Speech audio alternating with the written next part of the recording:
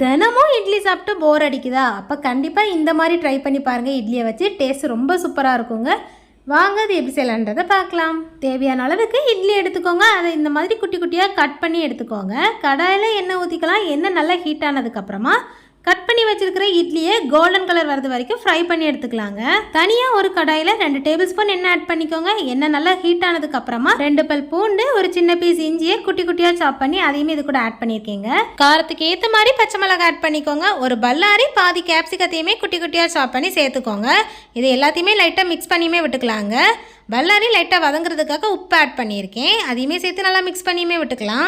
பல்லாரி capsicum அரைப்பதம் cook ஆனதுக்கப்புறமா இது கூடவே ஒரு 1/2 டீஸ்பூன் சோயா சாஸ் ஊற்றிக்கோங்க. 1 டீஸ்பூன் டொமேட்டோ கெட்சப் ஆட் பண்ணி இதையுமே சேர்த்து நல்லா மிக்ஸ் பண்ணி விட்டுக்கலாங்க. கொஞ்சமாக மல்லித்தலை சேர்த்துக்கோங்க. இது கூடவே நம்ம ஃப்ரை பண்ணி வச்சிருக்க இட்லி ஆட் பண்ணிக்கலாம். இது கூடவே 1 டேபிள் ஸ்பூன் இட்லி பொடி ஆட் பண்ணி அதையுமே சேர்த்து நல்லா மிக்ஸ் பண்ணி வச்சிருக்கீங்க. இது ஆப்ஷனல் தான். இது எல்லாத்தையுமே சேர்த்து நல்லா மிக்ஸ் பண்ணி 2 நிமிஷத்துக்கு அப்புறமா ஃப்ளேம் ஆஃப் பண்ணோம் அப்படின்னா சூப்பரான கிறிஸ்பியான சில்லி இட்லி ரெடி ஆயிருங்க. கண்டிப்பாக நீங்கள் உங்கள் வீட்டில் இதை ட்ரை பண்ணி பாருங்கள். குட்டீஸ் ரொம்பவே விரும்பி சாப்பிடுவாங்க. உங்களுக்கு சில்லி இட்லி பிடிக்கும் அப்படின்னா இந்த வீடியோக்கு ஒரு லைக் போட்டுக்கோங்க. நம்ம சேனலுக்கு சப்போர்ட் பண்ணி சப்ஸ்கிரைப் பண்ணி வச்சுக்கோங்க. நாளைக்கு வேற ஒரு இன்ட்ரெஸ்டிங்கான ரெசிபி வீடியோவில் சந்திக்கலாம். பாய்.